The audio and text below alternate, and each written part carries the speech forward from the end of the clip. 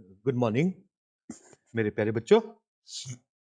आज हम डिस्कस करेंगे एल्गल ग्रुप ऑफ प्लांट्स का लास्ट टॉपिक और इस एल्गी के last genus that is Nostoc का भी लास्ट टॉपिक है। It is a short topic to be discussed, simple.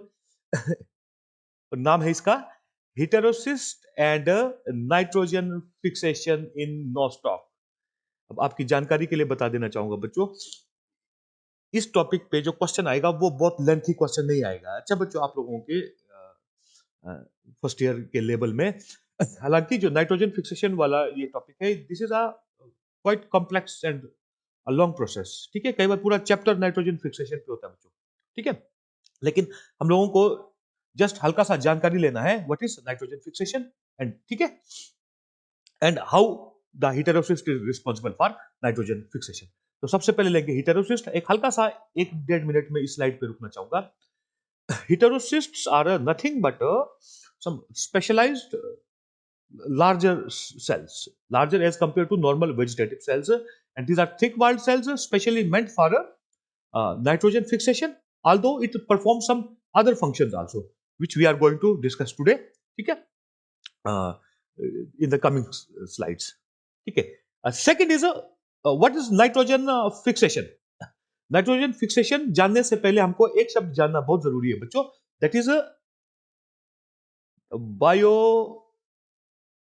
Jio chemical cycles। These cycles are responsible for making available some important minerals which are to be incorporated into the body of producers first, and then into the body of consumers at a different levels or different trophic levels। ठीक है बच्चों, और जो biogeochemical cycle होता है बच्चों, this consist of two different parts. One is reservoir pool and one is the cycling pool, or in other word we can say the cycle it rotates between an abiotic pool which is our reservoir pool and a biotic pool which is our cycling pool। ठीक है बच्चों, reservoir pool का मतलब from where this element is taken primarily। For example, in case of nitrogen, the reservoir pool is atmosphere, where it is found in the largest concentration. It approximately forms 78% of the all gases in Earth's atmosphere।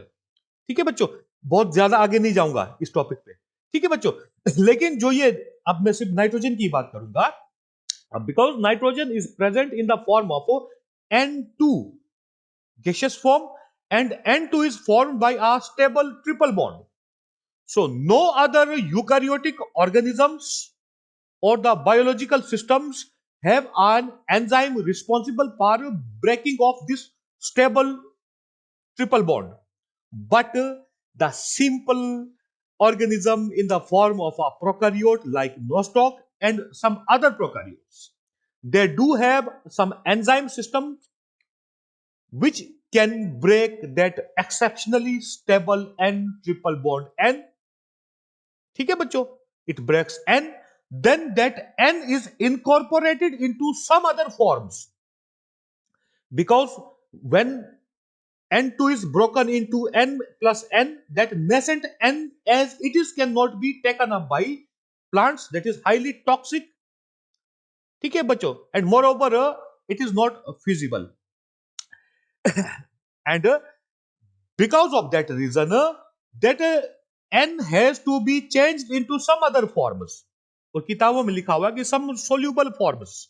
ठीक है, ammonia, nitrite, nitrate, etc., which then can be taken up by plants firstly, the producers on earth। ठीक है, तो nitrogen को हम directly हम नहीं ले सकते हैं एनिमल्स बच्चों, जो कंज्यूमर्स हैं, हम लोग लेते हैं through producers, then it enters into the consumers of primary level which is herbivores, then is taken up by the consumers of secondary level, that is carnivores and omnivorous animals like us. So this is it बच्चों. ठीक है, तो आज के इस topic को discuss करने का मेन मतलब यही है, हमको एक छोटा सा सेल के बारे में जानकारी लेना है जो नाइट्रोजन फिक्स कर सकता है. ठीक है बच्चों, तो इसमें जो टॉपिक आएगा, क्वेश्चन आएगा, वो इस तरह से आ सकता है. Write a short note on heterocyst of Nostoc और describe structure and function of heterocyst of Nostoc और हेटेरोसिस्ट इन नॉस्टॉक. ठीक है बच्चों, तो सबसे पहले स्ट्रक्चर डिस्कस करेंगे. This is the structure. मैं आपको इस इमेज से पहले मैं स्ट्रक्चर समझाने का कोशिश करता हूं, उसके बाद में एक एक करके मैं फिर से रीड करता जाऊंगा बच्चों. ठीक है, this is the structure you must have to draw. और मैं आप लोगों से रिक्वेस्ट करता हूं बच्चों, इसी डायग्राम को आप लोग ड्रा करो, क्योंकि ये मैंने थोड़ा सा एडिट किया है, किताब में थोड़ा सा कंफ्यूजन दिया हुआ है. ठीक है, यहाँ पर homogeneous layers, some laminated layers and नाम इनका लिखा हुआ है, लेबलिंग किया हुआ है, लेकिन मेंशन कहीं नहीं किया हुआ है. ठीक है, हमको सिर्फ इतना जानकारी लेना है बच्चों, that the wall in the heterocyst region, it is a very thick wall, so that it can function as a resting spore also. ठीक है, and thick wall is formed because to develop an anoxic environment inside or oxygen deficient environment inside. Why? Because the enzyme which is responsible for breaking N triple bond N can act only in oxygen deficient environment. Remember my dear students, not oxygen less. ठीक है बच्चों, oxygen less environment में उस enzyme का activity फिर seize हो जाता है बच्चों, वो नेचर, वो एंजाइम डीनेचर हो जाता है. ठीक है, आप लोगों के लिटरेचर में कुछ जो कुछ मेंशन किया हो उस पर नहीं जाना है, एंजाइम के बारे में फिर मैं आगे बताऊंगा बच्चों. ठीक है, तो सबसे पहला ये है कि heterocyst is a slightly larger, specialised larger cell as compared to other normal vegetative cells, and it is a thick walled cell and the wall consists of many layers. ठीक है बच्चों, out of which the innermost wall layer that shows extra ingrowths or extra growth towards inner side, and it becomes a polar nodule. Polar nodule is nothing but the extra ingrowth of innermost wall layer. And you will ask my dear students that गुरुजी ये polar nodule क्यों बनता है? क्योंकि जो enzyme है बच्चों, enzyme is called dinitrogenase. It is a nitrogenase enzyme which is present always in a dimer form, a dimeric enzyme. Its concentration is highest in this region. मैंने अभी बड़ी मुश्किल से लिटरेचर में मुझे मिला है बच्चों, इसके आगे मैं ज्यादा डिटेल में नहीं बता सकता हूं. That dinitrogenase is present at highest concentration in polar nodule system or polar nodules. And as far as the number of polar nodules is concerned, if heterocyst is formed in intercalary position, there are two polar nodules formed. And if it is a terminal heterocyst, there is only one polar nodule formed. ठीक है बच्चों, and one more thing, that the inner wall layer, it forms a septum, and it forms a perforated septum through which it can communicate with the adjacent cells.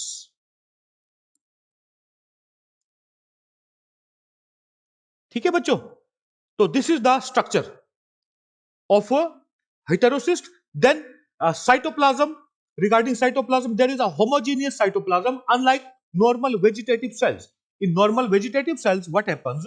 That the photosynthetic apparatus in the form of these lamellar structures called thylakoids are present towards periphery, so that the peripheral cytoplasm becomes colored and called chromoplasm, whereas the central portion of cytoplasm, which remains devoid of thylakoids, it remains colorless or haline and makes centroplasm. But in case of heterocyst, the cytoplasm is homogeneous. That means the thylakoids are distributed uniformly throughout the cytoplasm. ठीक है बच्चों, अब एक और इसका structure का importance है, वो हम दिखा नहीं सकते, that it stores more quantity of food materials as compare to the normal vegetative cells. ठीक है बच्चों, so this is it about the structure of heterocyst. ठीक है, जो वॉल लेयर है बच्चों, आप लोगों ने सिंपल लिख सकते हो that wall is multi layered. You don't need to label it as some homogeneous layer, laminated layer, whatever. ठीक है, if the things are not clear about those, why should we label it? ठीक है मेरे प्यारे बच्चों, you can simply write it as a multi-layered wall, after which the innermost layer forms polar nodules by ingrowth, extra ingrowth at poles. That is why it is called a polar nodule. So diagram draw करने में आपको थोड़ा सा मुश्किल आ सकता है बच्चों में, हल्का सा एक रफ जैसा डायग्राम ड्रा कर लेता हूं कि आप लोगों ने इस हेटेरोसिस्ट का डायग्राम को कैसे शुरुआत करना है. This is one adjacent cell, this is heterocyst cell, this is one more adjacent vegetative cell. ठीक है, ये डायग्राम थोड़ा सा मैं रफ रफ बना रहा हूं बच्चों. ठीक है, आप लोगों ने इस डायग्राम को थोड़ा सा सिमेट्रिकली कर लेना है, क्योंकि यहां पर ये पेन को मूव कराने में थोड़ा सा मुश्किल रहता है बच्चों. चल ठीक है, this is one normal vegetative cell, this is heterocyst cell, this is one more adjacent vegetative cell. ठीक है, and then we are making inner most wall layer. आप लोगों ने थीम ड्रा करना है बच्चों. ठीक है, and this shows in growth in the form of polar nodules, and it is perforated. Perforation को जो इनर वॉल लेयर है बच्चों, ये परफोरेशन बनाता है. आप उस परफोरेशन को सिंपली ऐसे भी ड्रा कर सकते हो, या जो किताब में दिया हुआ है उस हिसाब से भी ड्रा कर सकते हो, किसी भी तरीके से. ठीक है, so this is it. And then you simply you have to show other wall layers in a heterocyst region. I request you, my dear students, whenever you are drawing this image, you must draw symmetrically in a beautiful fashion. Here for me it is uh, not that easy. ठीक है बच्चों, क्योंकि I have to run this mouse. ठीक है, तो इतने stability से नहीं हो पाता है.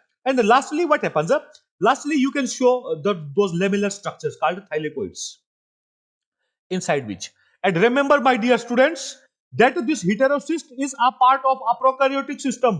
ठीक है, cell of a specialized cell of a prokaryotic filamentous structure. That is why inside cytoplasm there is no membrane bound organelles except this thylakoids. ठीक है बच्चों, कोई membrane bound organelles इसके अंदर नहीं पाया जाएगा. So this is it.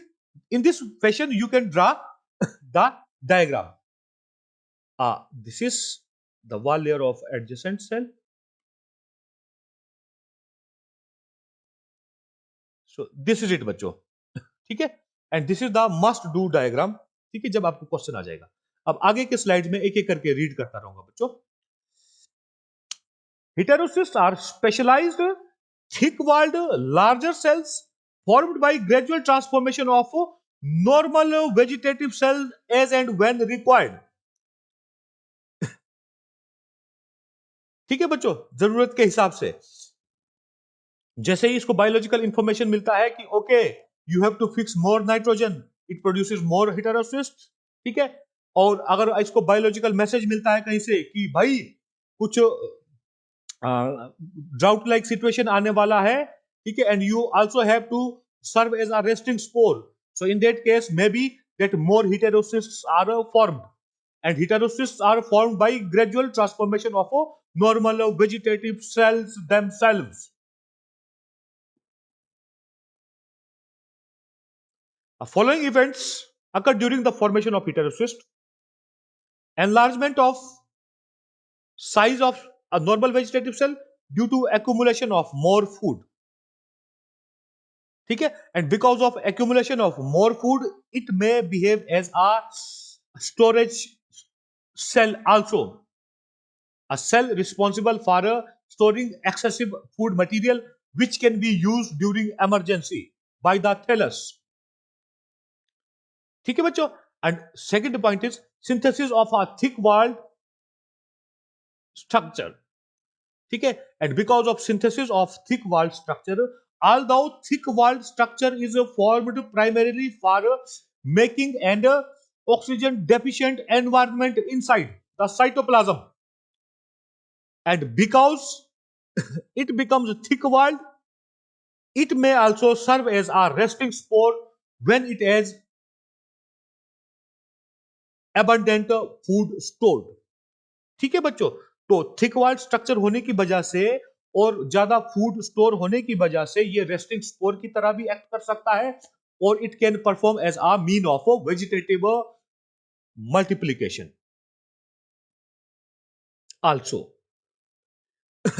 Then development of polar nodules develop होते हैं and how these are developed, which are in fact the extra ingrowth of inner wall layer. Inner wall layer showed extra ingrowths in the polar regions and make up polar nodules, which are one in case of terminal heterocysts and two in case of intercalary heterocysts. Oh. Polar nodules contain a high concentration of an enzyme responsible for nitrogen fixation. ये आप लोगों ने simple लिख लेना बच्चों. लेकिन एक बात जरूर है कि this dinitrogenase enzyme is not the only enzyme. जो नाइट्रोजिनेज है इसका काम सिर्फ एन ट्रिपल बॉन्ड एन को तोड़ना है बच्चों. ठीक है. इसको नाइट्रोजन को सम अदर फॉर्म्स में कन्वर्ट करने के लिए और एंजाइम सिस्टम्स होते हैं बच्चों. ठीक है. तो हमको उस डिटेल में फिलहाल नहीं जाना है, उतना डिटेल में हमको नहीं जाना है क्योंकि हम फिजियोलॉजी नहीं पढ़ रहे हैं मेरे प्यारे बच्चों. ठीक है. तो जो डाइनाइट्रोजिनेज में और नाइट्रोजिनेज में आप लोगों ने कंफ्यूज नहीं होना है. असल में क्या है बच्चों, this nitrogenase consist of two different types of enzymes और two different types of proteins. Proteins form enzymes, you we all know that. ठीक है. One is iron protein, Fe protein, I will try in abbreviation. One more is molybdenum iron protein, MOFE protein. ये मैं हल्का सा आपको बता देना चाहूंगा. प्रोटीन. ठीक है. That is why this enzyme is a dimeric enzyme because it consists of two different chemicals. ठीक है. One is iron protein, one is molybdenum iron protein, and both of these are have two molecules. ठीक है. जब दो molecule iron protein का रहता है, दो मॉलिक्यूल मोलिब्डेनम आयरन प्रोटीन का रहता है, फिर ये हमारा एक डाई नाइट्रोजिनेज सिस्टम बनाता है which is responsible for breaking an exceptionally n triple bond n. This is it बच्चों. इससे ज्यादा डिटेल में जाने का हमको जरूरत नहीं है. Now this dinitrogenase enzyme breaks exceptionally stable atmospheric nitrogen, which then is converted into some other forms, according to our literature, into soluble forms which can be taken up by plants, and from plants then it enters into higher trophic levels. ठीक है. That is into herbivores, then primary carnivores, secondary carnivores, top carnivores or omnivorous organisms. Why बच्चों, फिर एक बात पे यहां पर मैं रुकना पसंद करूंगा. Why nitrogen? Because these minerals, many of the minerals are essential part of the body systems. Whether the organism is a simple unicellular or a complex organism like us. At cellular level and at subcellular level, even at molecular level, some of the elements, these natural elements, are mandatory for proper functioning of those molecular systems. For example, one is protein, which is formed by amino acids, and we cannot imagine any amino acid without nitrogen. Secondly, each and every organism, even virus, even this coronavirus, it has genetic material, and genetic material can either be RNA or DNA. Majority of the organisms में DNA genetic material रहता है. ये जो कुछ शरारती हैं, like viruses, these retroviruses like HIV and this coronavirus, they have RNA as genetic material. तो चाहे आरएनए हो चाहे डीएनए हो, ये किस चीज से बनते हैं बच्चों? न्यूक्लियोटाइड से. न्यूक्लियोटाइड के पॉलीमराइजेशन से आरएनए और डीएनए बनता है, और नाइट्रोजन के बगैर हम किसी न्यूक्लियोटाइड या इवन किसी नाइट्रोजनस बेस का इमेजिन नहीं कर सकते हैं। No purine and no pyrimidine और no adenine, thymine, cytosine, guanine, uracil even we cannot imagine of these molecules without the presence of nitrogen. So this is the utmost importance or the necessity of nitrogen for living organisms. ठीक है बच्चों? नहीं तो आप लोग सोचोगे कि sir nitrogen क्या फर्क पड़ता है ना, एक एलिमेंट नहीं आया हमारे पास तो। ठीक है मेरे प्यारे बच्चों, एक और एग्जांपल देना चाहूंगा बच्चों, है ना, कल को बाय चांस मैग्नीशियम ने हड़ताल कर दिया, ठीक है, पूरा अर्थ इकोसिस्टम कोलैप्स हो जाएगा। ये मैं आप लोगों के लिए एक क्वेश्चन छोड़ रहा हूं, मैं पूछ रहा हूं कि how magnesium is a single element बच्चों, Mg, magnesium is important for sustaining this earth ecosystem और necessary for survival of this earth ecosystem. मुझे मैसेज कर देना बच्चों, आज मैं एक्सपेक्ट करूंगा आप लोग इसका जवाब जरूर दोगे। ये इस पॉइंट पर मैं थोड़ा सा इसलिए रुका हूं बच्चों, इन नेचुरल एलिमेंट्स की इंपॉर्टेंस को बताने के लिए बायोलॉजिकल सिस्टम्स के अंदर, हमारे बॉडी के अंदर, ठीक है, सेल्यूलर लेवल पर, सब सेल्यूलर लेवल पर और मोलिकुलर लेवल पर क्या इनका इंपॉर्टेंस रहता है। ठीक है बच्चों, खैर आगे बढ़ते हैं। Now one more event, what happens during development of a heterocyst, that an oxygen deficient environment is developed inside heterocyst, and that oxygen deficient environment is necessary for a proper functioning of dinitrogenase enzyme, because dinitrogenase enzyme gets denatured in a high oxygen concentration environment and also in oxygen less environment. So this heterocyst has to maintain a minimum level of oxygen inside cytoplasm. For that reason, heterocyst becomes very thick walled. And lastly, the cytoplasm becomes homogeneous. That is, there is no differentiation between outer chromoplasm and inner centroplasm. अब मैं आगे में read ही करता रहूंगा बच्चों, ठीक है? Now come to functions. Although heterocyst is mainly associated with nitrogen fixation, but it performs some other functions also. First one is storage of food. Being a thick-walled structure, heterocyst stores a good quantity of food material and behaves as a resting spore. This reserve food is used by thallus or the filament during unfavorable periods. Second additional function is vegetative reproduction. ठीक है, as a vegetative reproduction mean, being a thick-walled structure and because it stores a good quantity of food, heterocysts may behave as resting spores to overcome unfavorable periods, and on approach of favorable time, they germinate to give rise to a new thallus, ठीक है, through a four-celled structure called germling. कल का lecture में मैंने बताया था बच्चों, at four-celled stage that germling ruptures the wall of heterocyst, heterocyst comes out and germinates into a new vegetative filament or the thallus of Nostoc. Last one is it induces akinete formation.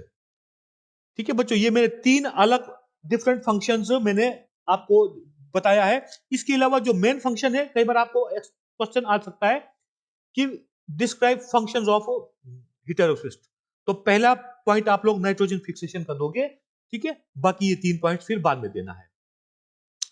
Generally, what happens when an akinete is formed, what we see that the first akinete formed is always in a cell which is adjacent to heterocyst. That means that heterocyst secretes some chemical substances which are still unknown. ठीक है बच्चों, that may induce the formation of akinetes in Nostoc. So these are some functions, additional functions of heterocyst, which it performs in addition to its normal routine job, that is a nitrogen fixation. With this we finish our topic. ठीक है बच्चों, फिर मिलेंगे अगले lecture के साथ कुछ दिनों बाद. ठीक है. मैं आप लोगों को व्हाट्सएप करके कुछ इंफॉर्मेशन दे दूंगा बच्चों. Have a nice day.